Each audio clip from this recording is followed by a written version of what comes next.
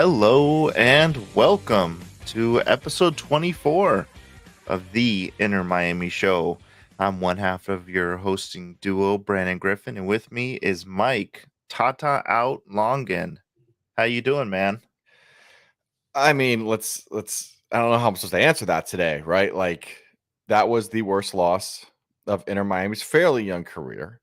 It was a loss True. in a spectacular fashion. The only silver lining is I don't have to pay for more tickets for CCC. And I just don't think that's the silver lining I want. But Well, no, I mean, we're in, because you probably weren't going to have to pay because we didn't have many opportunities for home games, right? no, but CCC it's always home and home. So I still would have Oh, had like that's right. I'm thinking so, League so Cup. yeah, so we I mean that's a silver lining. Uh I know we're gonna get into it, but I think Tata. Did you watch? Like, I know you're watching, but you're watching with no devices, right?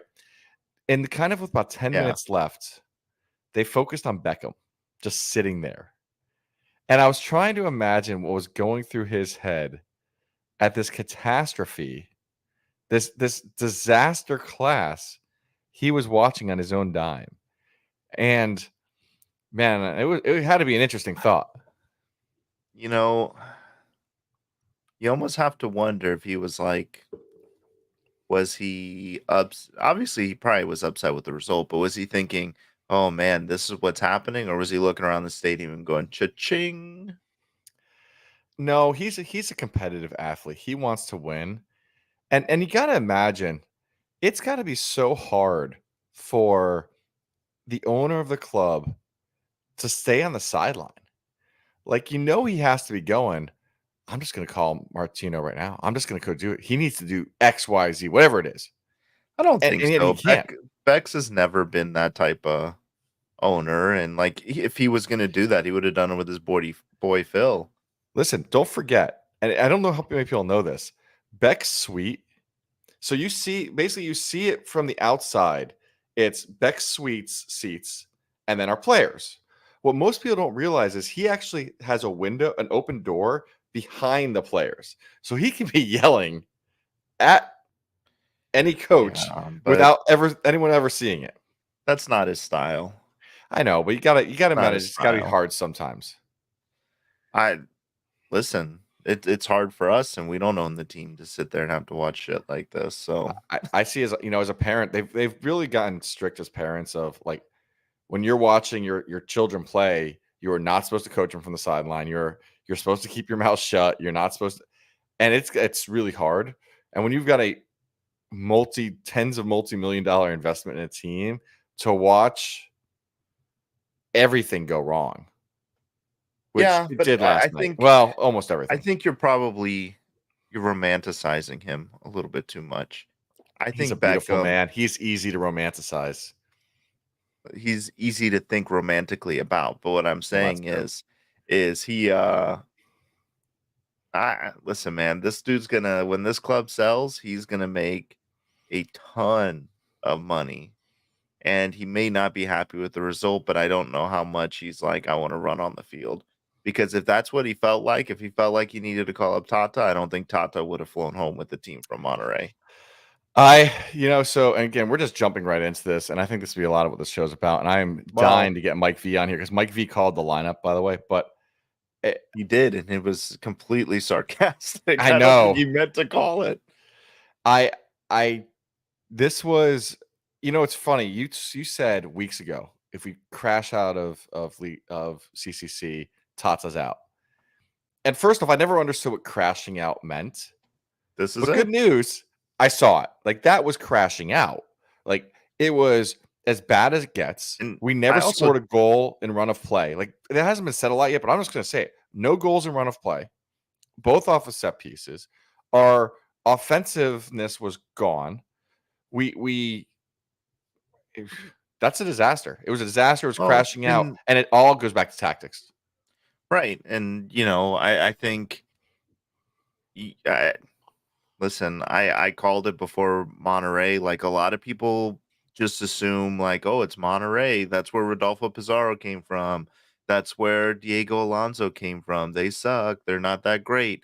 Monterey is and somebody in one of the comments for one of our videos, and I don't remember. I want to say it was Ash, who's normally in chat with us, said Monterey is not is not Bayern Munich. They're not Man City. They're not Barcelona or Real Madrid. Like, they're beatable. Monterey is that in CONCACAF. And I don't think I don't think enough MLS fans understand that. Like, But they are they're in the Club World Cup constantly. They've actually beaten European teams in the Club World Cup. Like, that's our region's Bayern Munich. but not to take away from that, but you could have won this game. Like maybe 3 times out of 10, 2 There times was out of no 10. chance. Monterey gave us 0 chances. We could not have No, won this game with the way Tata Monterey played. Martino gave us No, 0 listen, chances. we'll get into Tata, but I think it is very unfair to discount how well Monterey played in both legs. No, and You can't say Monterey, Tata lost this on his own, but Tata helped a lot. no, I'm going to disagree because Tata Shocking. played. I know. Well, we wouldn't have a show if we agreed on everything. It'd be a very boring show. Tata played into Monterey so heavily that it was impossible to win on those tactics. If he had done other things, if he had forced Monterey out of their game plan instead of Monterey attempting to force us out of ours and us sticking with it for no apparent reason, like it's a different game. And so I think it's winnable. Just you can't let them do what they want to do. They want This to run a game high was press not on it. winnable. We It never was. looked like we were in this game. I agree. No. I So wait, hold on. how can you say this was a winnable game when we didn't look like it was winnable Because and we had the big 4 on the field? It wasn't winnable. because I'm going out Pablo's comment right here. Tata was Monterey's 12th player. Right. But He you're played saying into it. Tata lost this game and won it for Monterey. And what Yeah. I'm trying to express to you is Monterey is a fucking good team. I'm not disagreeing. Yes, you are. No. You said, yes, you I've said it was said that Tata won this game and we shouldn't give Monterey credit. That's what you No, insinuated I did not just say now. those. That No. is exactly what you I'm insinuated. saying it was a winnable game. It wasn't. It was. The We're gonna go back and first forth leg this at all home night. was winnable. The first game second at leg was- home was winnable. This was not. We Okay, never looked competitive. It wasn't winnable. because we didn't want to be competitive. Because we played a That's game not true. plan. We had a game plan that played into their strengths and our weaknesses. You can't win in that way. Okay. Like if you're So playing I'm going to go back to something I told you last episode. All right. I would challenge you before you make statements like that to watch the opposing team play. I am Because not taking any neither game was how Monterey likes to play.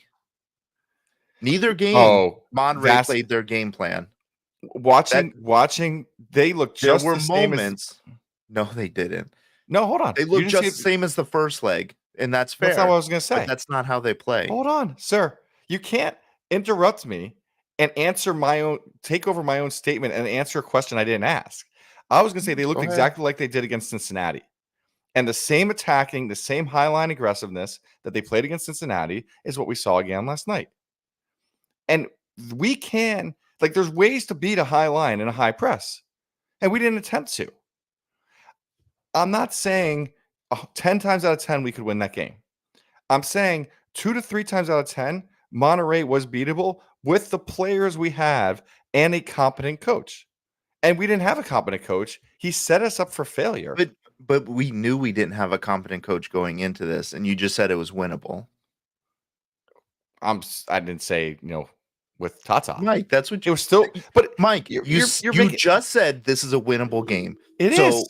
It's not with a competent coach. With a competent coach, but Mike, that's not what you said. If we said to lead this off, this is a winnable game. Branton, if we played the 4-3-3, Mike, but that's not it. You can't say if this is winnable. No, I can because we used the 4-3-3. We have Pep Guardiola, sure, it was winnable. No, hold on.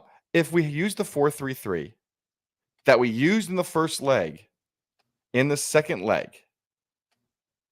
it's a different match. We all listen. Every single person I know, and and everyone on Twitter, the minute that game, the formation came out, we all sighed because we all knew what was going to happen. The only person on earth that doesn't seem to know what's going to happen when you do a 3-5-2 and Inter Miami is Tata Martino. But if we did the same game plan, the same 4-3-3, that is a much different game.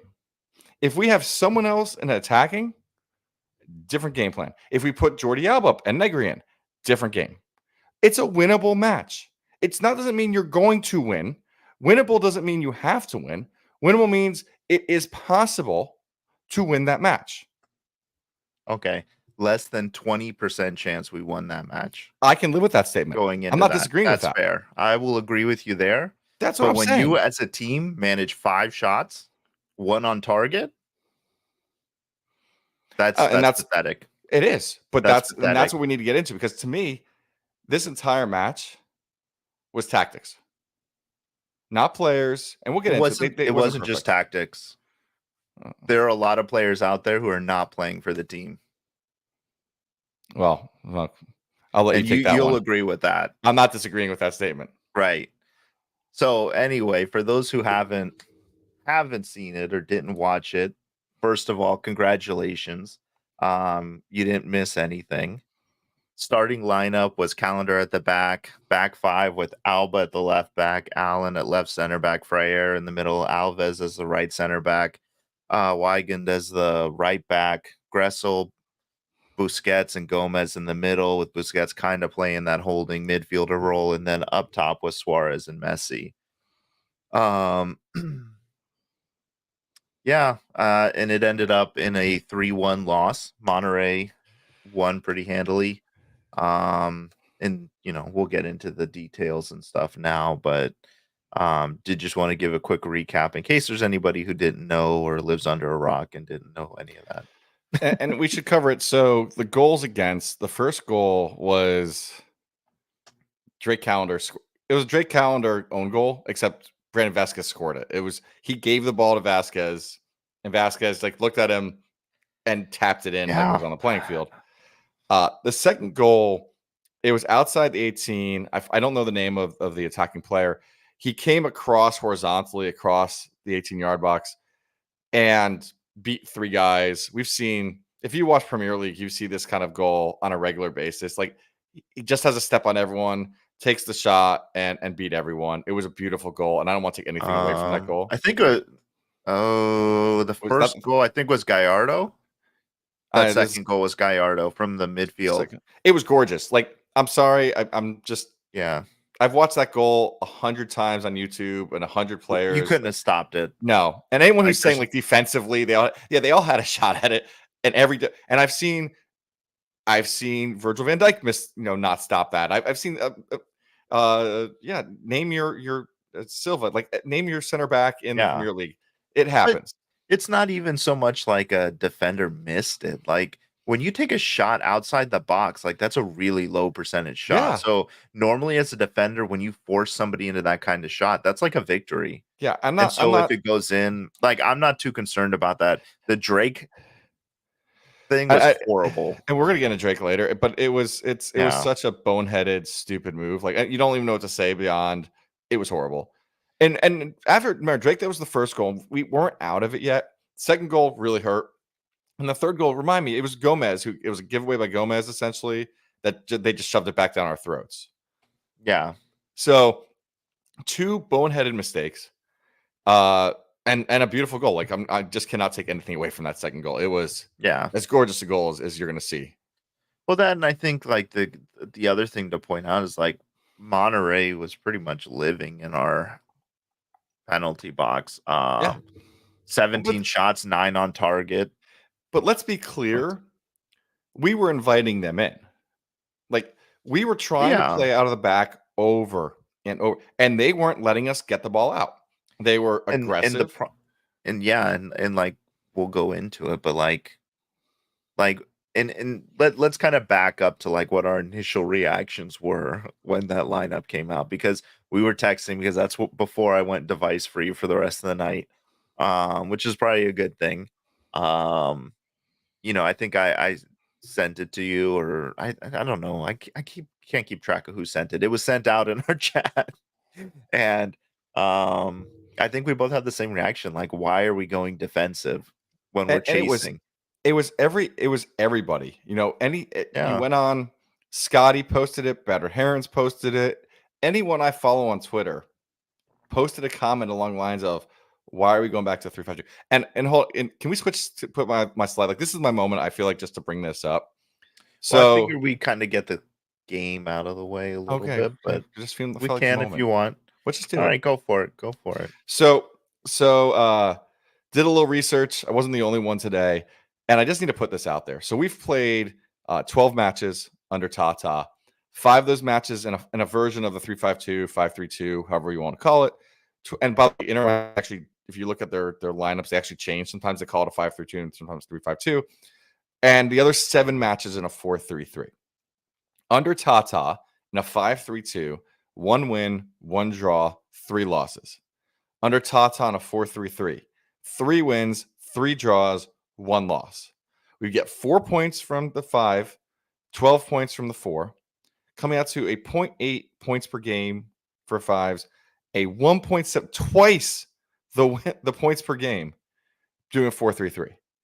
Like, this is not even a conversation anymore. We are clearly a better team in the 4-3-3. Like, this, it's. Well, I think like you sometimes get emotional and say, "Oh, 3-5-2, it's horrible." But then you look at the numbers and you go, "Okay, maybe it's just no." It's statistically showing we do not win with in this team, yeah. with this team. Yeah. A Different teams with 5-3-2 can different look nice, players, right? I think but was not it with Liverpool? this team and this players. I think was it Liverpool? We've been using examples in the past of 5-3-2. I forget who we were talking about. Certain teams with certain Yeah, players can like pull it City off, kind of does it. Liverpool does it sometimes, like when they're but pushing up one of their backs. But our team, the current Inter Miami, does right, not yeah. win in a 5-3-2.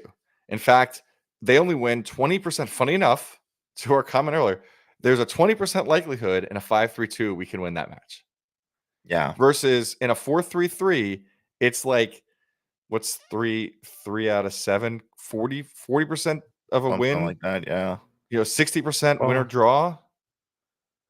yeah. That's And Pablo, we'll get started, but if anyone complains about center backs to me today, I'm just going to go off. So we'll get there in a bit, but the center backs if did not lose I, this game. mm, mm, all right, whatever you say there, Skippy. But yeah, no, and I think, it's interesting because we talked about it last episode. We brought up your spreadsheet that you put together showing Tata versus Phil, and Taylor Twellman tweeted it out today and brought up and showed the winning percentage. And Phil Neville has a better winning percentage than Tata Martino, In and MLS it's play. significant. It's Yeah. significant too. Phil is close to 40%. Tata's like at 28 or something. And then This is actually Danny from Battered Herons went back and fixed his numbers because his numbers were up. but it's not they're not even saying we need to bring Neville back. It's just showing Neville got run out of town Right. with his win Well, percentage. And Tata's still being defended as I, Mike V just kind of pointed out. there are some that are still defending, but I'm seeing a lot more people on the Tata out train today. And I think it's only going to continue. Well, it's where I kind of was going for. We can take down the slide. The newest, it's still like we need better defenders, more defenders. There is no argument. Well, actually, I'll give you a chance to make an argument. Center backs did not lose this game for us. And so Mm. anyone pointing out whether it's Noah Allen or Friere or Friere, as they're calling him, or Toto, they didn't lose the game for us. We just discussed all 3 goals were not created by the center backs. It's by So all tactics. 3 goals.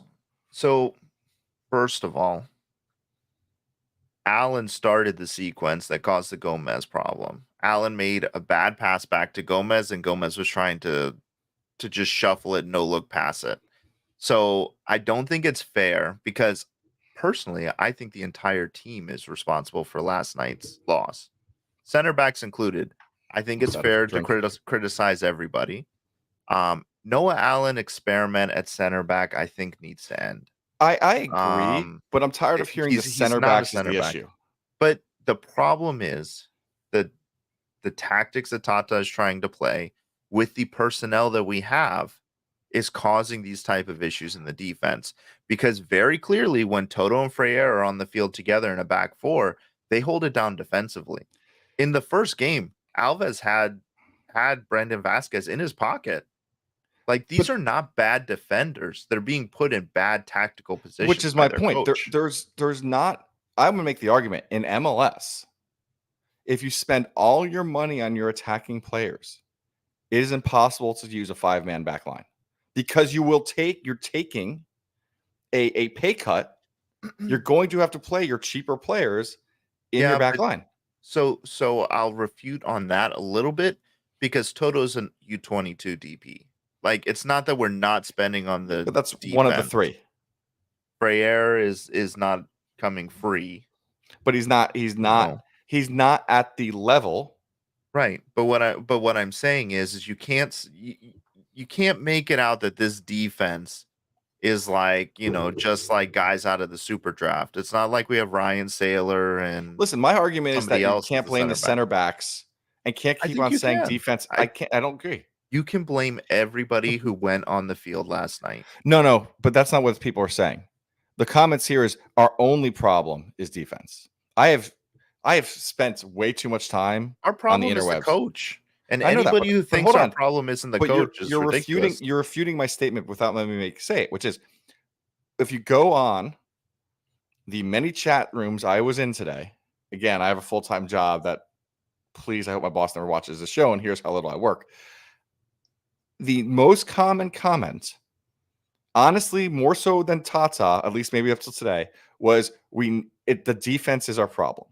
And I will continue to completely disagree with that statement. Our coaches are our number one problem. As such, our inability to score goals is our biggest reason we're losing matches, not a leaky defense. Yesterday was bad. That's what I'm pointing to make. You're disagreeing with me before I can make the point. What I'm disagreeing with is anytime today, and I was in all those chats, anytime today somebody criticized the center back, you went after them with that argument. And I think what you're confusing is criticism from last night's game as to saying we need to buy center backs. Because somebody in one of the chats said Noah Allen is not a center back and was a problem last night, which he was. And you responded with that same argument. Because so I'm just saying, because you're but I'm focusing just on saying, no. But somebody saying Noah Allen was a problem last night doesn't. No, that wasn't what was said. They said he was the problem. There's a difference between the problem and a problem. He was definitely the weak link in the center back. But the center backs didn't cost us the game. The center backs did not cost us a game last night. Our inability to control the ball in the middle of the field cost us the game. When we got scoring chances, we didn't use them. Cost us the game. But see, you can't say our inability to control the ball is what cost us the game when we had 60% of possession.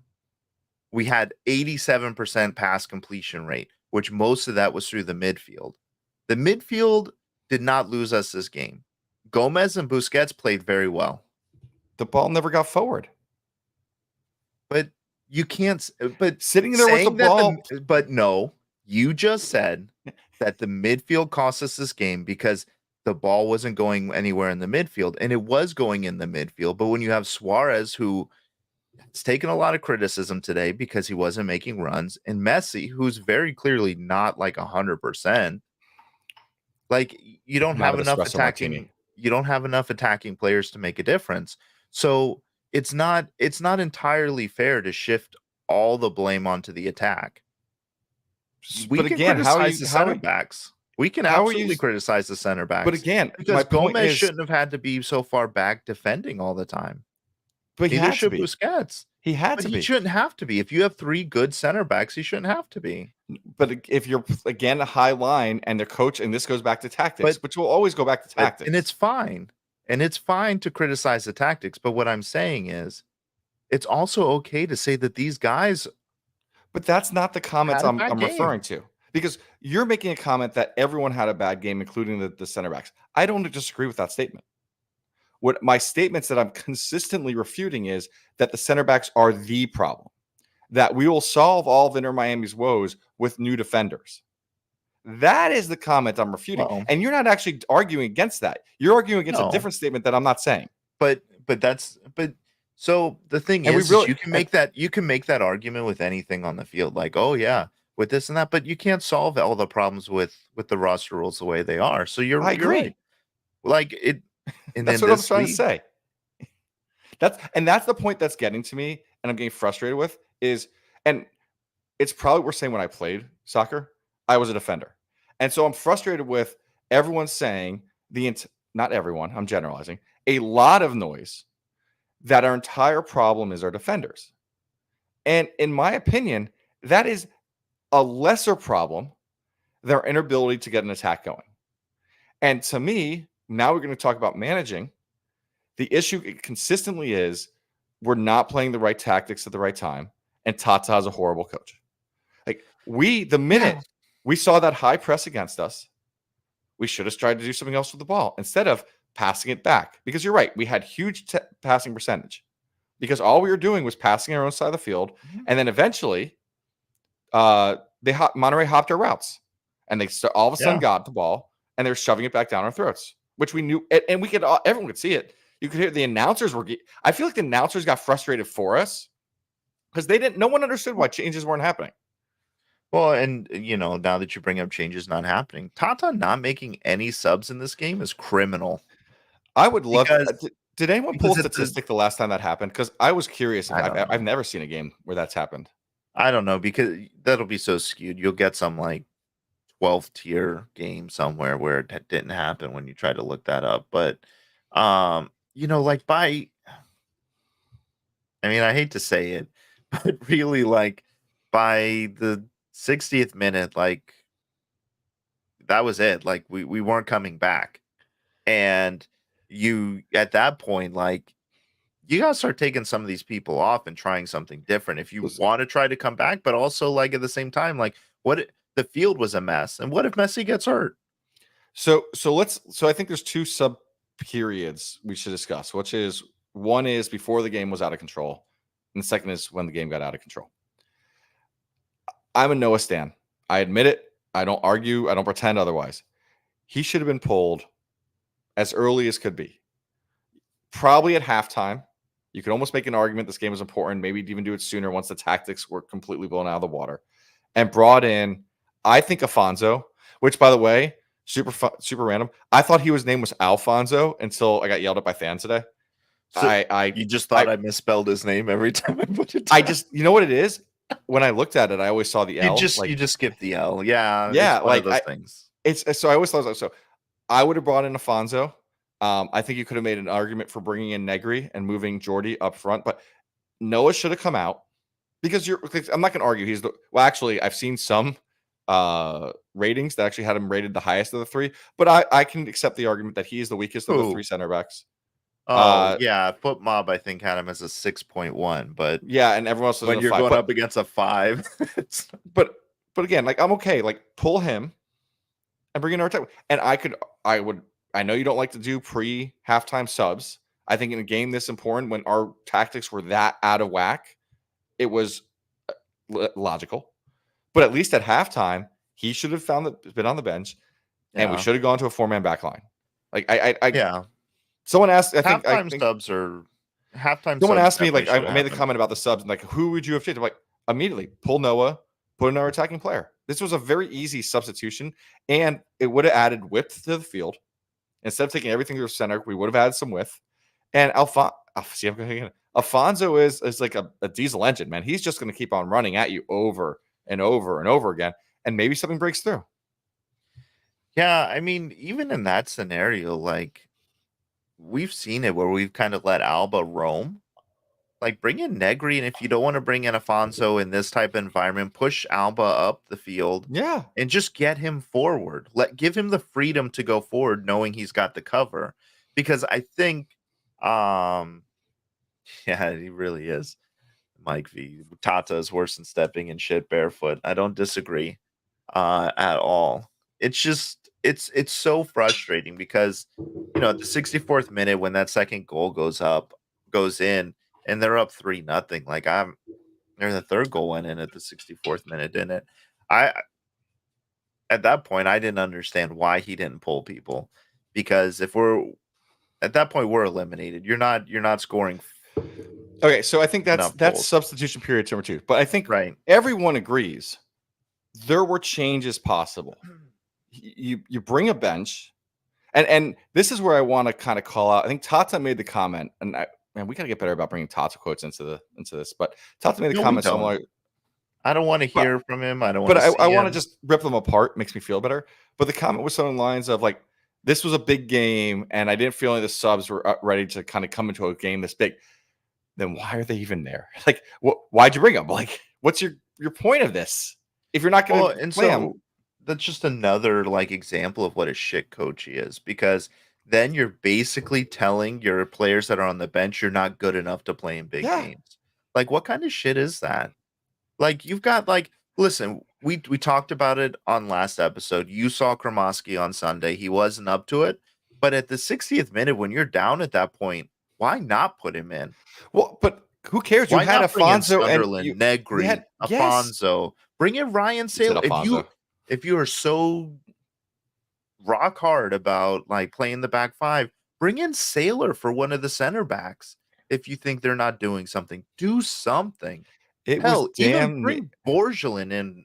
Like, Borgelin Well, offers something different than Suarez. Like, let's do and something. that was an. I was having a conversation with someone today, and they're like, if we're going to do all these crosses, because that's essentially what we went back to. You need someone like Borge is Borgelin in then. perfect. Yeah, Yeah. but You don't again, have there is Campana because he's hurt, but bring in Borge. but the reason he couldn't, he wouldn't abandon the 5-3-2. He wouldn't Right. abandon playing out of the back.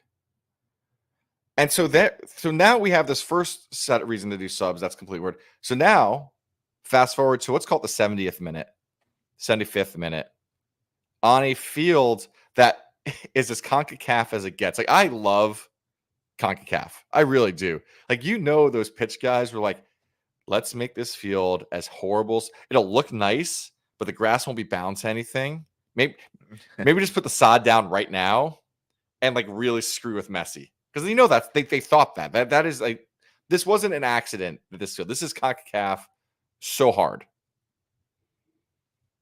Well, we talked about the field, but I also have to say, like, that is one of the most beautiful views from a stadium I think I've ever seen, with the mountains in the background. Like, that I was love that awesome. stadium. And It's that a World Cup atmosphere was venue cool. for a reason. Yeah, absolutely. But so now we've got a chippy game where fouls are starting to get intense. To be fair, so that Suarez foul that went to VAR. Yeah. I'm pretty sure you can't yellow card on a VAR. Like, it has to be a red card or not. I think I'm kind of surprised they didn't go to the monitor. At least go to the monitor.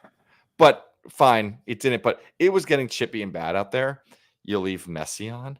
You leave Suarez on. Like, we have a game. Yeah. Like, not even 72 or not even 98, 100 hours later. Like, it's coming up. We need points. I am not on board the fact that we're going to get into MLS Cup at this point. Like, we need points. And you leave them out there. Yeah.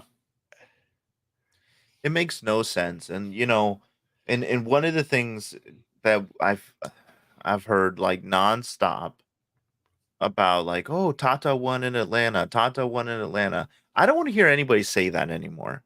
And the reason being is MLS was a completely different league at that point. MLS had never seen anybody come in with those type of coaching qualities and lead a team successfully.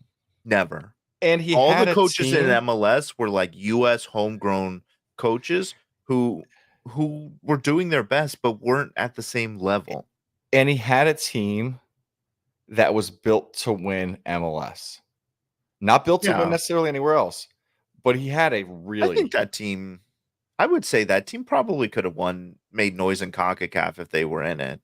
That was a really good team. But that was a very good team. That was a very good team.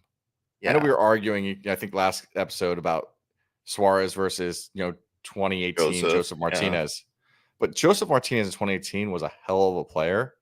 You know, and he won on the back of his players, which isn't unlike what he's doing in MLS right now. Well, what he's trying to do, but he's just putting a square peg in a round hole and saying like, "Oh yeah, my win percentage is great. It's great. I'm oh yeah, back five, that's the way to go." And I know Allen's a center back. Like, he just says these things and expects us to buy it. Well, And his concept is, and I've heard this from the team, the reason he likes Noel on a center back is Noel can pass well. Well, that's fine and dandy until you have a team like Monterey who's better at attacking the pass than a 19-year-old is at making the pass. And that, that's a tactical failure. right. Well, that, and then like let's also like you put Noel and Brandon Vasquez next to each other, and there's a sizable difference. Right. Well, Like what's Noah funny Allen is, can be good at passing, but he doesn't need to be a center back. but it's Like, funny is, and maybe this is just the way the camera was angled. I don't feel like they were overly attacking Noah Allen. I thought they were attacking the other side. They're attacking I think Cello they were trying to more. get Toto to. I think they were trying to piss Toto off. I thought they thought Cello was weak. That was what And I thought. That he he did not have a great game. he did. He was better than most. I thought he had a pretty good game. I didn't. But It wasn't great. I thought it was again, good. I know we're picking on Noah, and I'm not actually going to argue that. I understand why, but he wasn't the one that Monterey was picking on. They were picking on the other side of the field for whatever reason it was. Well, and I think that's probably has a lot to do with on that side, you had Gressel out there on the right side, and on the left side, you probably have a little bit tougher of a side with a physical center, mid Gomez like hanging out there. You've got Alba backing up Allen. Like if you're going to play Allen like in the back, like that's kind of where you want him to be because he's got the support around him. But I think they thought that like Toto was probably the weak link that they could get into because Gressel was going to leave on the attack, and That makes sense. I don't think they really knew what to expect from Weigand, and you know, I mean, Mike's making a decent, interesting point on that side. That's where the better grass was. That it could be it too. Yeah, that's a decent argument. And again, they were attacking down the sides where the grass was good, and we were attacking down the middle where the grass was bad. I don't think that's a coincidence. Like again, we had a whole conversation. The pitch guy is a part of your team, whether you like it or not. And some pitch guys can do things better than others. Well, that we don't know that the pitch guy didn't do his job. Let's be clear. Oh, I think he did his job. Right? I'm saying it the other way around. Well. I'm saying I think he did his job extremely well. Yeah, because the pitch guy goes to the manager and say, "Hey, how do you want it to play Saturday, or how do you want it to play Wednesday?" And the manager say, "Slow it down. Oh, make it faster." Listen, I don't know if you've ever read. I don't know if you've ever read like about golf, like setting up golf courses, but these are actual like when they're setting up the Masters, these are discussions they have. How do they want the greens to play? They cut it. These are different conversations that pitch managers have with the coaches. And I don't. Every coach. I don't think that's. I don't think that's an There's a lot MLS of soccer thing. coaches that say like one of your closest relationships at a club is with the guy who cuts the grass. And I think Monterey has a really good grass cutter. So do we. Let's be fair. Well, so what's interesting is I think we have a really good grass cutter. I don't think our coaches take advantage of that because I can't recall a game we've ever gone, man, but the pitch kind of helped us out here. But you can't, when you have Messi, like you can't have a torn up pitch like that. Like you have. I'm talking about the 3 seasons before Messi. Well, yeah. Well, I don't know about that, but just saying, like, it was just. But I think at this point, like if you're not on the Tata out train, I can't help you. All right, so you're just. Can we cover all the reasons Tata needs to go? So a 3-5-2. Give this on camera. Where's my camera? 3-5-2, which is statistically the worst formation we can run. Mm-hmm. No subs. EPL teams do that, Sean. If you ever notice, like sometimes they water at halftime. Last season, it was famous. Brighton, they overwatered the pitch on purpose to slow the ball down against Liverpool. They don't put like chunks of turf out like we saw last night, but they do mess with the way the field plays in every game. Sorry, Mike. It's smart. So the Tata out train. So we've got the 3-5-2 to start with, playing from the back. And we haven't really covered this, I don't think yet, but the playing from the back was getting us beat. At the end of the day, I'm going to say it, which, okay, I've already said negative things about Noah. Let's take this all the way down. Calendar is not good at distribution. It is his weakness. He is great at Calendar's a shot instinctive. stomper. He's an He's not a instinctive shot sweeper stopper. keeper. And to play from the back, your keeper has to be a part of that playing from the back. And Calendar isn't good at it. And again, you're Tata. You do get to choose who your keeper is. Like, you can make a decision. If CJ's a better distribution guy, you could theoretically play CJ. I don't know if he is, but he theoretically could. But if you keep on putting Calendar into a spot where he's not good, sooner or later, a mistake is going to happen. And a mistake happening against the best team we're going to play makes sense, because I guarantee you Brandon Vasquez has seen every game that Calendar has played in this year, probably multiple games from last year from when he played in Cincinnati, and knew exactly that if you have Calendar on the ball, rush him and see what's going to happen, which is what he did. And that goes a band. That's Tata. So That's I would tactics on I would argue that Drake really wasn't even under pressure when he made that move, though. Vasquez wasn't rushing him. Vasquez was standing there. I know this is going to sound weird. I suspect when Drake has the ball at his feet, the pressure starts, and Vasquez staring him down. And this will kind of bring me into something else. Well, we'll talk about this later. We'll talk about Drake later. Yeah. So I'll save again, but that. I think this is a failure of tactics. We should not. Once it was clear that Monterey was going to beat us in our back, you can't leave the ball back there. You can't. Like, you have to start playing long balls, playing down the sides. Do not keep on passing the ball where they're going to jump our routes.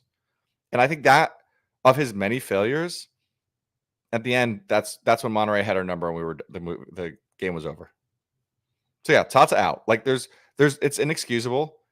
I think I'm gonna go so far to say if they had fired him last night, no one could argue that. Like, you were Branton. I think Branton and Mike V, you had your moment last night. It should have happened. Listen, I've been telling you it's going to happen, and I guarantee you the decision's made. The decision is made. Is too. Problem is there's no one to replace him, and Can what I they'll say do is. Can I say that a different way? I'm going to interrupt real quick. I think the decision's made on both sides, and whoever the coach is not available yet. Like, it's not like. But I'm saying we've already hired our next coach. It's already done. No, we haven't. Maybe not in paper, but I think the verbal contract's done. See, I think that this team really thought Tata was the man, and I don't think they're that far ahead. This team has shown time and time again that they So can't do that. I know you hate ESPN. ESPN specifically for soccer. ESPN doesn't know anything about soccer, man. But ESPN had an article before the season started that Tata was already on the hot seat. And I suspect that article. Everybody had that article. The Athletic had the similar article. But but my point is, I suspect there was truth to it. And if you already have a coach on the hot seat, if you're any good at, like, you've already started the conversations with the replacements. So I think it's important for the context of those articles. And if you read them, they were saying, like, because he's not on the hot seat because of performance right now. He's on the hot seat because he has to perform. And so I think that's a different situation. That's not what the article said. The article said that's what the Athletic said. The ESPN one specifically called out the last few games of last season, the losing streak he was on, and that there was a need for him to turn it around or he would be on the hot seat. Slight variation of what you said, but that there was already a trend he had to stop, not a new trend from the beginning. And I think whatever you say. Well, you don't read ESPN, so you don't even know what the article said. No, but, just go ahead. Keep shouting me down when I'm trying to say the same thing. Go ahead. You did that to me like 4 times since the start of the show, so you do not have a leg to stand on here. But and then you're interrupting my train of thought. My point is, I think there was the conversations have already started, especially because I still think it's Xavi, which I'm now pronouncing right. And since he's already announced he's done over there, I think those conversations have been happening. You can talk now. I'll drink my rum. Yeah. So we'll see. I don't think that there have been conversations like that because when things like that happen, they get leaked, and we haven't heard any leaks yet. I don't think when you have Tata as your manager, you don't go into the season with a backup plan.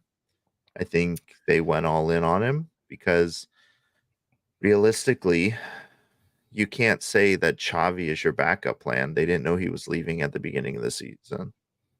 Can't say that. We so Xavi could go anywhere else he wants, basically. He's done a hell of a job for his first so coaching position. so a couple things. We found out he was leaving. Doesn't mean Jorge Mas hadn't met with him at some point and they had already chatted. Like it just we know these things happen. Like the messy thing happened long before it was announced. Same thing can And happen we with all Xavi. knew it was happening. But the All Xavi I'm rumors, saying, have been and getting hotter for a while now. and so we're all throwing out these like big names and oh Xavi, I've seen Valverde, Lopetegui is a name I've thrown out. Like I thought it's a possibility. Reality is Inter Miami really that good of a job? Is that really like because Xavi could go somewhere else in Europe and get a position. Like So I'm gonna say this we and just assume that it's a big job because of Messi and Suarez, but I don't think it is. I don't think that's why it's a big job. And you can listen, you disagree with everything I say, so disagree with this too. I was having a conversation about, of all people, Higuain today. I was at the park where I see Higuain on a regular basis. I was talking to our dad about Higuain, and we were commenting about how much we've all heard he loves Weston and he loves the American lifestyle and happiness. Playing for Inter Miami or coaching Inter Miami alone is not the big job. Coming to America, getting your name known in America, getting the green card, being able to do business in America. It's the reason why a lot of the other players are coming too. And so that is worth something. Is that enough to overcome the fact that we'll pay you $5 million and EPL pay 15? Maybe, maybe not. I'm not the business decision guy on this, but there is reason to come here. That's more than just you get to coach Messi and Suarez. America is a stepping stone to a lot of things for these people with the money they have and the investments they can make. They can't make if they never worked an actual job here. And we've seen that. And you've seen that across sports. You see that with the way there's green card rules for businesses and stuff like that. Like there is reasons to come here. Has nothing to do with coaching Messi. It's like a side benefit. Yeah, see, I don't think for a coach, I don't think coaching in America, at least a top name like that, like in most cases, I don't think it's worth it for them. I don't think there's any incentive for that because MLS is not a springboard for coaches. It's a springboard for Every America. coach, yeah, but the thing is like, does Xavi like, is that I don't something know. he really cares about? Because he's a young guy, he's still got a long coaching career ahead of him. Listen, If that's what he wants, like I I don't. never. If you said a couple years ago Higuain's gonna come to America so he can retire here, I think we all could like, why would he come to America? He's never lived here at all in his life, and yet that's what he did. Well, and I get that, and so maybe like a guy in like the chat is talking about Marino, like maybe that's a guy who comes over and I heard 'cause that he's name at too. the end of his career, maybe he wants to come over, but I think the list of people who want to come over and coach that would be at a level that we would think like at the same level the guys were mentioning. Like I just think it's probably somebody towards the end of their career, who to your point is looking for a place to just kind of hang out and then retire. And you know, I don't know. My point being, kind of circle point. I think there was already verbal conversations happening from the beginning of the season about a backup to Tata. And it's funny because I almost feel like we've somewhat switched arguments here. Like previously, you were the one Tata out by end of season. Halfway through the season, I said no way. I have now kind of slipped to your side, which is I think it's going to happen. I think he's out before summer, and in this business, when you've got Messi as your player, you're not leaving things to chance. You've started the groundwork months and months ahead of time. So I think I I just don't think we're that far along in negotiations with the next coach. I just don't. Because as a team, like going into the season, like the worst thing you could do is like let something get out that you're negotiating with another coach or you've had a conversation with another coach. Like that instantly ruins your locker room. So I don't think they're serious about going down the path of having a new coach. I mean, um, I do think I don't think Tata makes it to the end of the season. I still don't think that. I don't But see how he does. I don't see. I think if they had somebody in mind, they would want to put pen to paper now. They would let Tata go and they would put Javi in there for a couple games or whatever, like they did with Phil to Tata. It's a long. The It's problem is you're a long way off from the end of the European season. It's a long right. way. But and so I will say I do not think Xavi is coming here. I think Xavi has much more interesting opportunities to go and pursue in Europe, and I don't That's think he funny. would come here. Skrilla just said that same thing. Xavi Yeah, not coming to make it.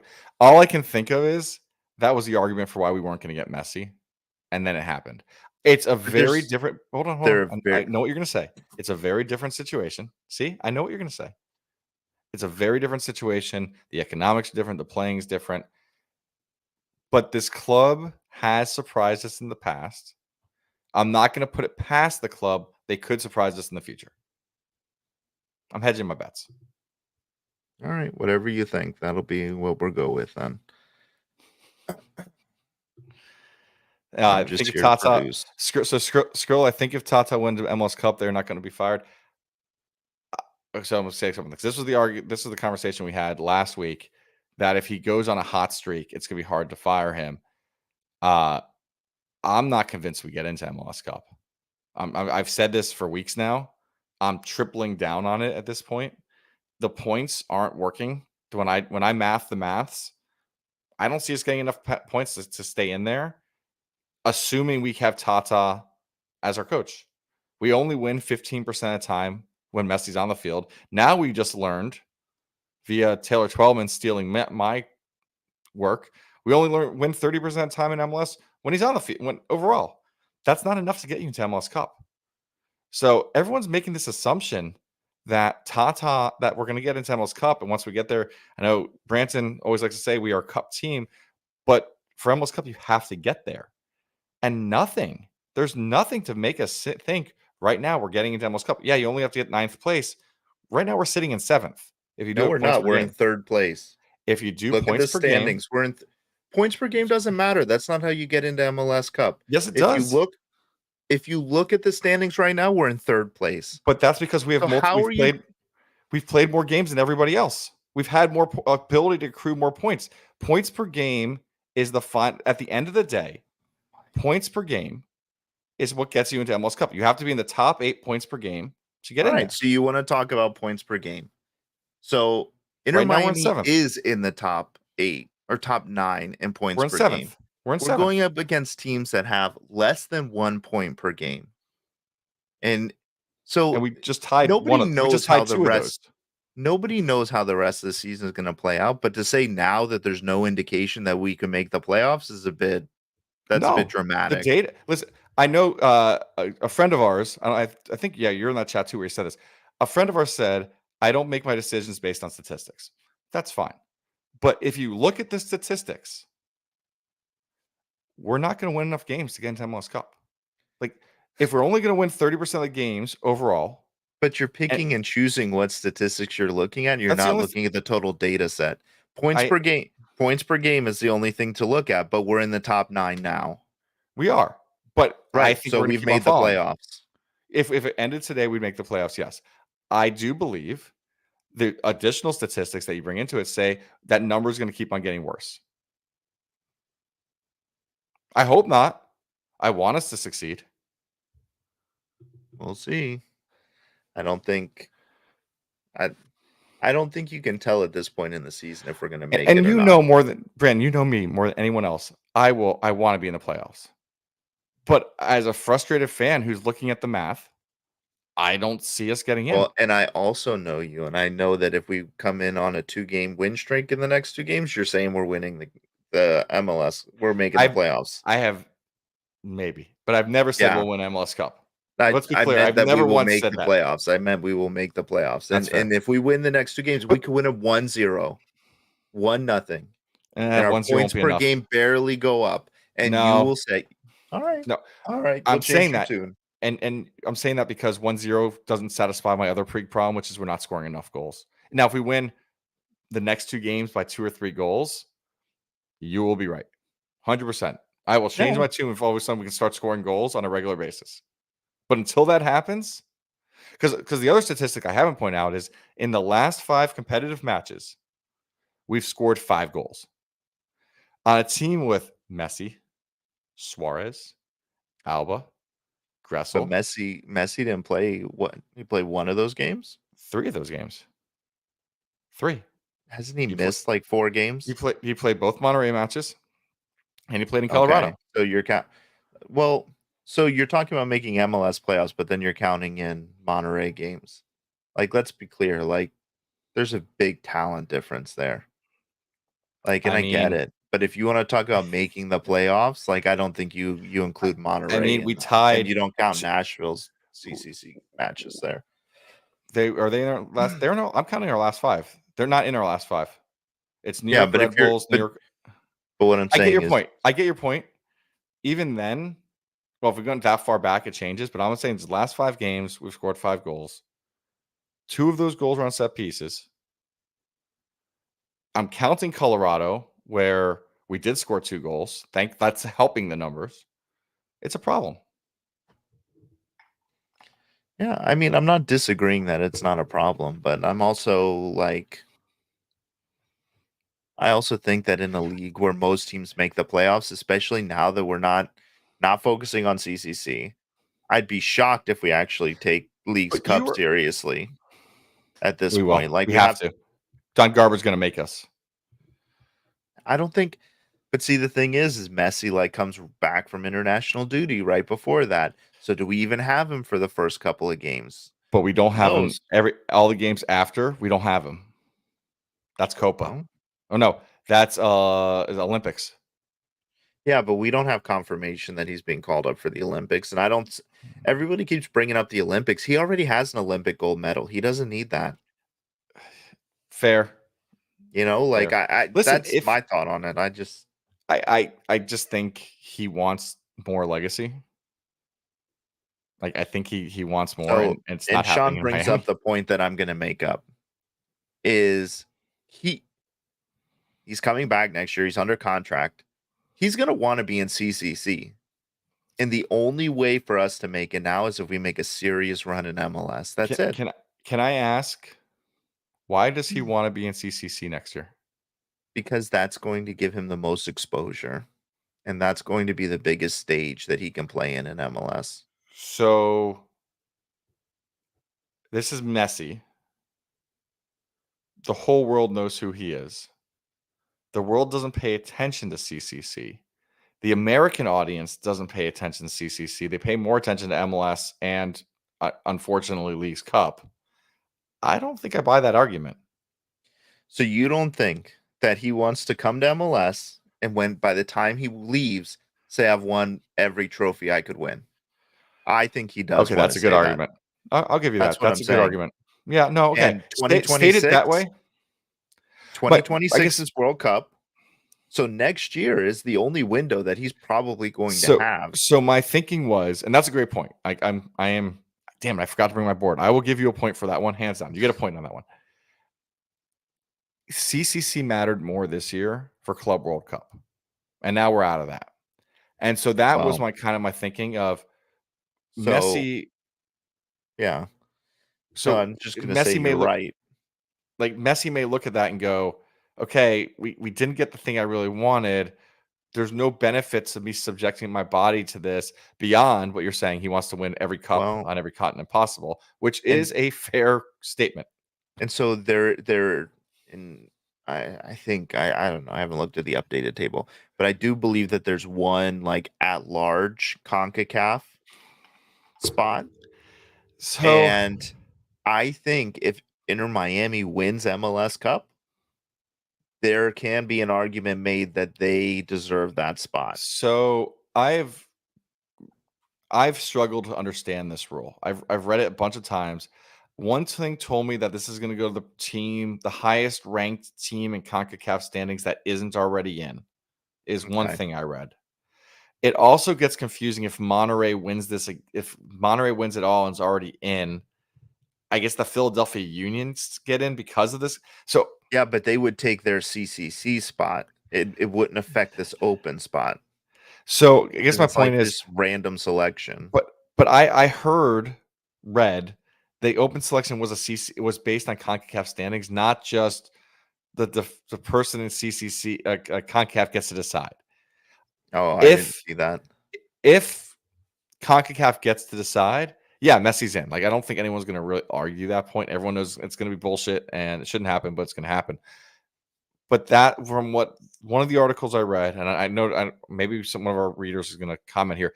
I thought it was this: you had to be the top of CONCACAF standings, which we are definitely not. We're not Yeah, actually that maybe. far down because of the Leagues Cup win. Um, so I don't know how the Well, losses to Monterey just affected it, but and I don't know what a winning MLS Cup would do. I don't know. Who knows how those algorithms are made and what the whatever. but CCC, yeah. Anyway, so I don't know where we're going with that. So we've established that Tata needs to be fired. We don't know Yeah. where Messi's gonna get driven.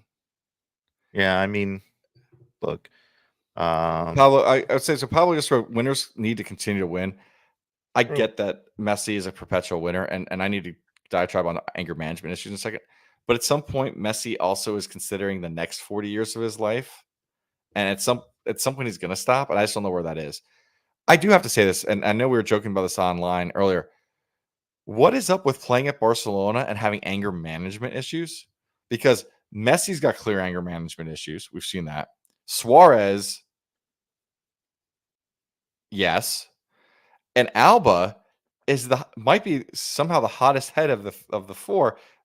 Busquets has gotten in people's faces. I don't. Is it just I would say it's just a competitive athlete thing, but I feel like the four of them go a step above and beyond what you see from a lot of other athletes. Like it's actual Well, anger versus passion. so I think there's a couple things that probably factor into that. We probably have MLS is a much more physical league and these guys have targets on them. So they're probably getting a little bit more abuse than what we're seeing like, when they're not on the ball, like getting an elbow here, things like that. But I also think that if I had to look at Tata and have him tell me, "Oh, just pass to Messi. Let's play out of the back all day every day." I'd be pissed too. I might Sorry, even try to get myself suspended like Alba did, so I don't have to see him. except the problem with that suspension he just got is I'm not It actually doesn't sure matter now. I'm not sure what He's he's not suspended suspended from from. anything, from nothing. No, I don't think, unless CONCACAF says like the next sanctioned event, which might mean Leagues Cup. I don't know. Probably nothing though. But Matter rum. oh well, that's not good. Alba looks like But Bilbo. Can you hold on? I gotta put this one up. Mike V. Alba looks like Bilbo Baggins when he's pissed. oh, but yeah, so I think we've covered all the pain that we want to cover today. So no, we haven't. We haven't talked about calendar yet. Oh shit. Yeah. Well, guys, we probably are not going to preview Sporting Kansas City at this rate. I'm not gonna get it. I'm not in the mood to Uh, deal with Sporting Kansas City. Like I need a clean break. well, Like I have a fun note to end it on. So let's talk about okay. calendar and then we'll go to my fun note. So rumors got very hot and heavy today that we're looking at bringing another foreign keeper.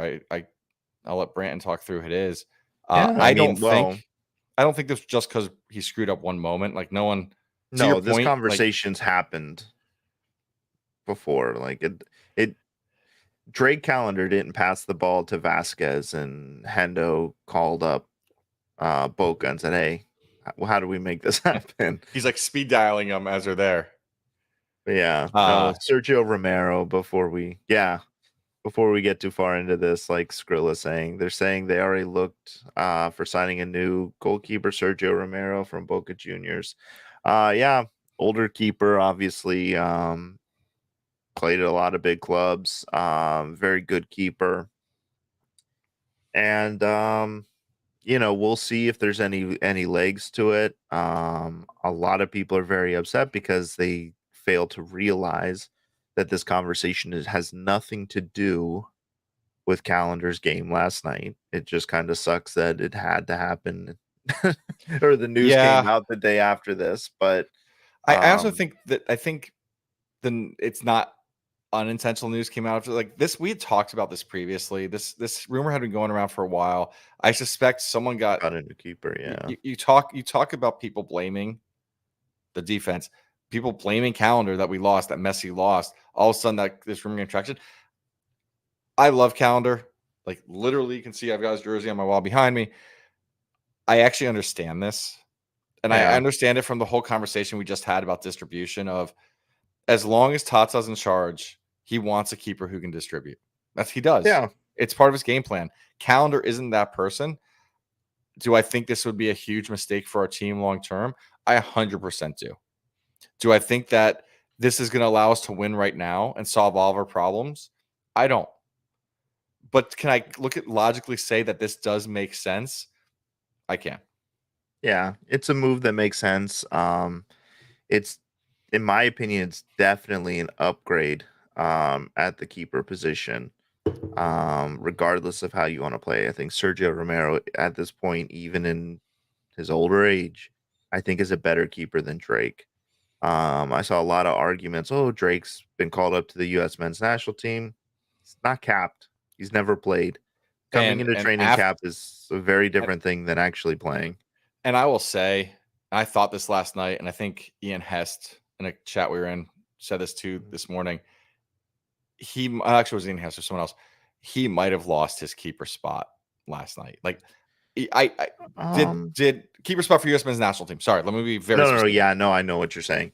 But let me be Yeah, specific. good Like, clarification. did he lose it on Inter Miami? No, hell no. And Solana put out this thing like, should we bench him for CJ Sanchez right now? Because no, God No. no, that's a stupid decision. But if you're asking yourself, if you're Greg Berhalter saying, "Hey, I need a third keeper, and I can pick across all of the American keepers right now," did that mistake burn and etch something into your brain? Yes, it did. Mm, Because if you're going to trust him in the most important games and that happens, I'm sorry, I think it had an impact. Do I want that to happen? Let's be clear, I don't. I've talked to this man. Like I've asked when's he going to get his chance. I was so excited for him. I have a U.S. men's national calendar signed kit behind me. Like I am so impressed. This guy came from what he's gone through and gone here, and he's got this shot. I want him to hold it, but I do have serious concerns that last night impacted it. So, first of all, I don't think one play like that impacts your status with a national team. I think Berhalter's brought him into a couple camps now. He's clearly somebody that Berhalter likes, and I think as a coach, you know what a player is, and one play doesn't define a player. So I don't think it hurts his chances at coming into another camp or being a third keeper on a bench or anything like that. What I do think is it's probably an opportunity to realize that he may not be the keeper for how we want to play. He's not. And while I love Drake, I think the team is better with him on it for his on the field and off the field personality. Um, there are better keepers out there, and if we can get one of them, we have a very small window to win now. And if we can upgrade at the keeper position, I'm not going to be upset about it. I understand it, but it sucks to see a guy like Drake leave the team. Just like it sucked to see Yedlin leave, but in the end, it worked out. We have a better right back now, so hopefully I it works out like that. So can I just hone in on one comment you made, which is he doesn't fit the style of play we want to play. My hope is we don't make a change and then 3 weeks later change our style of play. Because that will be a shame. Because he is a long-term Yeah, investment for this club. Like that'll be sad if we bring in another coach that doesn't require the keeper to be so influential in distribution.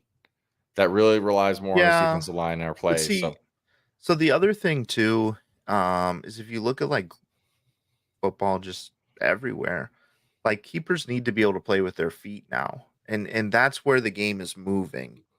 And so Calendar's a great shot stopper. He's come up big for us in penalties, but I just it's almost like he's a keeper kind of stuck in this transition period as the game moves towards a sweeper keeper. He's more of a shot stopper. it's And funny I because think what there's Mike Weaver more. just wrote too. Put that up there for you. Yeah, exactly, Mike V. And I think with the way that football is moving, you have a better chance of a coach being able to do something with a sweeper keeper than a shot stopper, because just because you can play with your feet doesn't mean you can't stop shots. So, you know, I think if you have a more well-rounded goalkeeper, you're better off having that than somebody who does something really well and does something kind of bad. And So the that's only kind of counter argument for that, because I think it's a good argument. I think when you look at CCC, it's a really important argument. When I look at MLS, I do feel the keepers that are celebrated most in MLS are the shot stoppers. And I think at the moment, this league doesn't require the sweeper keeper as much as it does a good shot stopper. And so I think I know Drake is a good MLS goalie, but with a club that has larger ambitions, they might not be the right fit. Now, that being said, we don't have those ambitions now for another calendar year. Ironically, calendar year. yeah, But but I think Sergio Romero, and like talking specifically about him, because like if we were making a move for somebody else with a lesser pedigree, then I would maybe have different feelings about this type of move. But with Sergio Romero, I think he is a good enough shot stopper to be more than adequate in this league. If anything, um, probably a top five keeper in the league easily, if with his shot stopping ability, but I think he also plays well with his feet. And so I think we're going to continue to try and play out of the while we have Tata, and any additional manager is going to want their keeper to be able to play with their feet. And it just makes you more versatile. And I think that's where the game is going.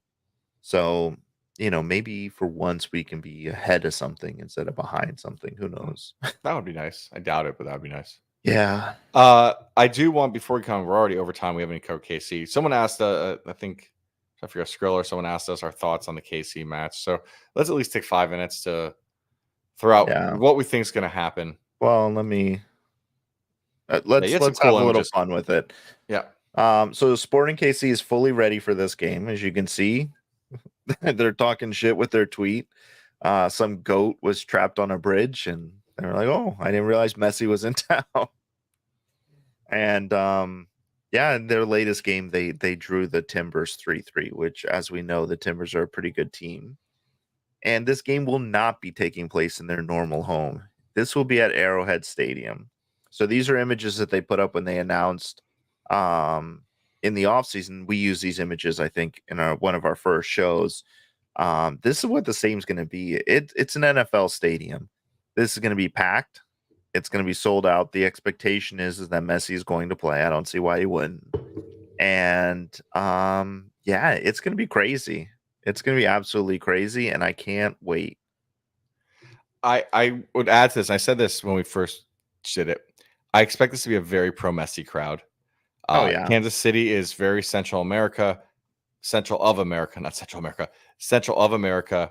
It is one of our. It's a World Cup location. It has a great draw of fans, and they're not going to be coming to watch Sporting KC when you don't put 70,000 person stadium and come to root the home team. They're coming to see Messi. So I think it'll be a very pro Messi crowd. I think the team will be fired up, kind of going to the point of these are competitors. They just got their asses whooped. It's been very bad. This is the chance to turn it around. I do have a concern about rest. By the way, Brant, I did answer I don't know if I told you I found the answer to the question. They flew. They flew to Monterey. They're going straight to Kansas City. Okay. I think that they went there I last think night. that's what we both agreed was a smart Yeah, move. yeah. So I did confirm that. I expect us to win this. Now, have you confirmed, is Taylor Swift going to be in attendance with Travis Kelce? I think she's still on tour. Oh, I'm sure Patrick Mahomes will be there because I think he owns part of SKC, if I remember correctly. Now I'm like looking up Taylor Swift Eras Tour schedule. No, I do think she's still on tour. I do think it'll be one of those you're seeing. So I'm sure Patty Mahomes will be there. Yeah, he does own part of SKC, just confirmed. I'm sure you'll have quite a few big names there. If Taylor Swift's not her boyfriend, I assume they're still dating. We haven't heard anything about it since the NFL season ended. I assume they'll all be there. But I think it's gonna be a pro messy crowd. I think this is gonna look a little bit like the Orlando game, where the team just finally is gonna wake up and go for it. I'm going to throw out there though. I think this is going to be one of the few wins with a 3-5-2 or 5-3-2, however you want to say it. Wow. I think he's going to show up with it just to prove a point and go kick KC's That would ass. be something, wouldn't it? But you know what I'm saying? Like, and I hope he looks in the camera and he says, "The Inner Miami Show, this is for you. You guys are a bunch of idiots." Well, come on, the world. Everyone's making the same comments right now. But I do think the 3-5-2 shows up again, and it works against an equal table opponent, not Monterey. Yeah, I think he goes back to the back four is my thought on that. Because I think he burned 3 center backs. I think he's going to have to conserve a little energy there. I can totally see a situation where we see like a rotated midfield. Maybe we see because Ruiz is available, so I think maybe Boosie might rest. We'll see Ruiz start. And I can definitely see like somebody like Afonso getting some minutes. Maybe starting up top with Messi and Suarez or Messi and Borgelin or however he decides to line up because I think there will be a little bit of rotation. But I think we win this game. I feel like we win 2-1, 3-1. I just want to throw out by way of research, Taylor Swift is not on tour. Not on tour. I'd be there. May 9th, it looks like it's her first date in Paris, starting her international tour. But she could be there. And if she's there, gonna be interesting what jersey she wears. She's good friends with Patty Mahomes' wife now, I think. So she goes support the family, or is she gonna go with she want the Messi jersey? We'll see. Or does she wear the Travis Kelce jersey? Or the Travis Kelce jacket, which was a whole, I don't know if you guys on Instagram. It was pretty cool. And the woman who made it. Yeah, where she cuts up the old jersey. Yeah, super cool. That's pretty cool. Or does she wear a Messi jacket that she had custom made ahead of time? Ooh. But in all seriousness, I do think this is a big win. We need the win. We need a bounce back here. And I'm giving it to you. Remember you said if this happens, I'll change my tune. I think this is the big one.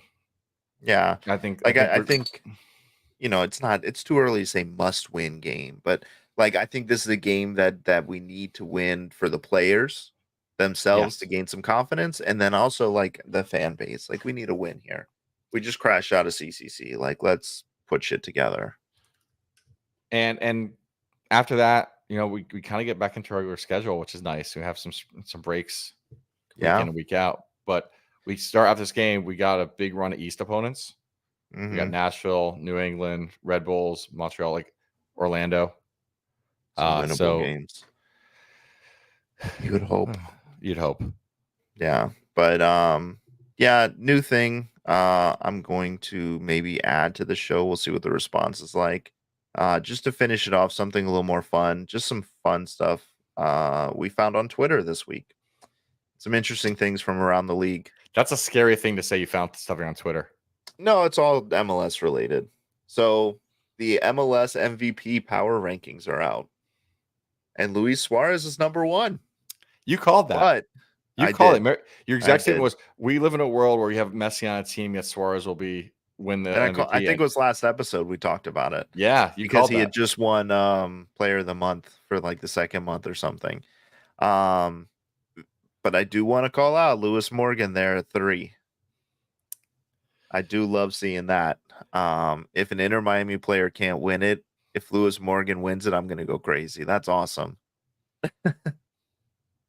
Oh, Mike V, I hope we lose with Messi to get Tata the fuck out of here. I I wouldn't hate that, man. That's a I win. would.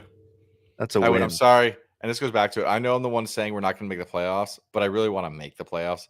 Like I do really want to crest a star over our crest. So I Yeah, hope we win, but I also want Tata out. And I'm hoping that what yeah. happened this week was enough. Well, we'll see. But the other two things are cool things that other MLS teams are doing, and I if anybody from the front Dude, office is listening, these are things that would be cool for us to do.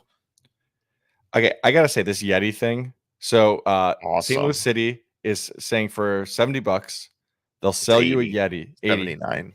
It's Okay, 79. Yeah. $80. You can buy a Yeti, a 30-ounce Yeti with handle. 25-ounce Yeti. Sorry, 25-ounce 25 Yeti. ounce Rambler with handle, lid, and straw And unlimited soda and water. So for the I bought season. for the season. I bought on Etsy a Yeti. I think it was a 30. I didn't know a 25-ounce. I got a 30-ounce, no handle, no lid, with Inter Miami's logo. They're not supposed to do that, but this guys did. I paid $60 for that. No drinks, Hmm. no handles. Couldn't bring in the stadium. This is an awesome. First off, this is an awesome deal. Now they're doing it for sustainability reasons. Like they're not making a big Yeah. profit on this. This is for sustainability. It's got the logo on it. Like So awesome. I do want to include that it also is valid for St. Louis City 2 games played at the stadium. Which So just an added bonus. And so they have stations you can go and fill it. that's awesome. And I think it's great. I think it's I absolutely great. And if we did something like this, I'd be 100% behind it. it's we won't. Yeah, we won't. And it's funny because you know who the team I would have expected this was Austin because Austin's Yeah. sponsored by Yeti. Yeah. And Yeti's based in Austin. But I think this is such a cool idea. Huge credit to City for I coming up wouldn't with. I wouldn't be surprised if this is something like the league looks at and is like, this is something we need to push out because it's a really good message as well. I'll tell you, if I traveled to a City game, I'd pick I'd one of get these up. one. Yeah, Even for one game. Hell yeah. yeah, cool souvenir. Yeah. And then Yeah. Orlando, which is another Oh, cool one. we hate to say it, but they nailed it. For their games on May the 4th, they have both Orlando City and the Pride playing. And they have these awesome Star Wars themed bobbleheads of Jansen and Marta. And you can either go to Orlando City for $28 or you can do both of them and get both bobbleheads for 48. The Joker, we have a bobblehead. Unfortunately, it's our coach. He's absolutely right. Uh, but I think that's awesome, man. We don't do like our giveaways are just like the same bucket hat over and over again, or like a towel with like something printed on it, and like that's great, and we're filling the stadium now. But again, like if there's people in the front office listening, like this is the type of thing that keeps fans like engaged and It's fans awesome. appreciate. It's Yeah. awesome. It's simple, and it's funny is they're not even giving away. It's not like the Panthers. They're charging for it, but it's still a cool thing. And you know how much? Do you know how many Well, messy bobbleheads you'd sell? well, the $28 gets you a ticket to the match and the Oh, bobblehead. I thought. Okay, still, I think it's Yeah. awesome. So But could still, you I imagine? mean, it's even But better. even if the club said, "Hey, for $15, we're doing these messy bobbleheads," they would sell out in 30 seconds. Yeah. And the club would totally screw up the process too. But Yeah, but like I I just don't think it's even care cool. if it's a messy bobblehead. Like, give me a Ryan Saylor Boba Fett No, okay, let's bobblehead. be I'm clear. cool with It it. would be a messy bobblehead because the club only cared. I think someone pointed out that the club didn't even do anything for Afonso's first Well, goal. They only talked about Messi. yeah. And Tops did more for that for Afonso than the team did. I But did buy those cards. I don't think we won't see this until after Messi leaves. We No, won't no, see no. anything like this because, Hey, you know, throw out here. Mike V just said Mateo Rojas is coming. Listen, we're still waiting for official announcement. I have heard we've heard the unofficially. same thing I though. have talked to people in the club that say it's happening, or at least alluded to it without saying yes. We just But can't confirm it right now. yeah, we're waiting for the That's all. confirmation. But Yeah. it's. I'm gonna say it. Put out there. It's happening. There, Yeah. Yeah, something's I mean, holding he this was up at that we one of the games. It's in full Inter probably Miami kit. it's probably his green card because Probably that's kind of what we saw with Redondo. Freer It held him up or for a couple Redondo. days. But I do think we will get some more news, team news probably the next week. I would almost say I think it's gonna happen sooner. Yeah, I mean, you know, Well, taste Thursday. Okay, I was thinking today was Monday still. Taste Thursday. I I was mean, just thinking when we usually record. we're sitting on some stuff. That's all I'll say. Because we're sitting on some stuff. So anyway, yeah, we're way over time. But yeah, Chad's been firing off today. Thank you guys for being here, for joining us and watching and participating. You guys make the show a lot of fun and is the reason why we don't mind going over our planned out times. But And not sleeping for like a week straight. yeah, that's right. Mike, any final thoughts before we get out of here tonight? Yeah, two real quick. First off, just echoing, I thank you for listening. Those who are live, I so appreciate. This was a late night episode. We went a little later, but I know that our viewers who listen on podcasts or just watch the YouTubes and the shorts, it's really appreciate all you. There's a lot of shows. It's one of those things. There's a lot of shows out there. We appreciate you take the time to watch us. And the second thing I just want to say is, and this is kind of to those who are new to the fan base, criticism of the team does not mean we're against the team. It means that we actually violently support this team and we want it to be successful in the long run. And as people who have spent our hard-earned dollars to support this team, and in all of our cases, more than just buying tickets, more than just buying pictures, but like built shows and supporter groups, stuff like we care passionately about this team and we just want to be successful. We just want to see trophies. We want to win. We want to win now. We want to win later. Yeah, like people need to learn that criticism of the team isn't criticism of like the team and or We criticism criticize of because we love. yeah. And we defend, and I get it. And someone who has probably over defends the center backs, like I defend because I love too. But yeah, I just It's as not all much the as I argue center on, backs. I don't have anything. I think I love all the center backs, even the ones No, with you long love blonde hair. one more. You love one more I do love than one the more. rest. You have a favorite. I do. Everyone's got. Listen, you've got two going on three kids. You know you have a favorite of one of them. You won't say it How out dare loud. you, Michael? How dare you? You won't say it out loud, but I know you do. We all do. My favorite. Now, the good news with mine, when one kid, my favorite's also my least favorite. It's just how it is. I hurt you because this is the tagline of Inter Miami. I hurt you because I love you. Thank you, Mike V, for Mike V rounding that with out. the Mike, with by the fire way, as always. I don't think you were on the show initially. You got a little late. We did call out that you correctly called the 352. Oh with yeah, Noah Allen in there. So nailed it. you won this episode hands down. You get the most points for just calling that perfectly when no one else had the belief. You believed in Tata's failure, and for that you get credit. And you'll get 2 stickers the next time we see you. I'll make sure Mike gives them to you. Yeah. Well, he's not allowed to come to tailgate. Got too drunk last time. Oh well, we'll have a LaCroix together. There you go. Oh my god, super random. I know we're trying to get it. So the Northwest Club has had these mojito LaCroix that are fantastic. Oh, they're really good. They're really good. And we were at Publix yesterday, and TJ was with me, and he goes, "Dad, look, there's the mojito LaCroix." So I bought a case. I'm super excited because they're They're delicious. so good. I They're have really them in my mini fridge right here. Okay, so sorry. I know it's totally like random, Nope, but love it. best thing the club has given to me this year so far is mojito LaCroix. Yeah, that's it. And All on right, that, guys. and on that note, We are out of here. We will be back at you next week, or sooner. We'll see. maybe there's some news breaking. We're ready to go. Maybe. Make sure you're following us on Twitter and make sure you follow us on YouTube for shorts. Yeah, absolutely. Because if anything happens, that's where we will update. So we appreciate you guys. Have a great night, and we will talk to you later.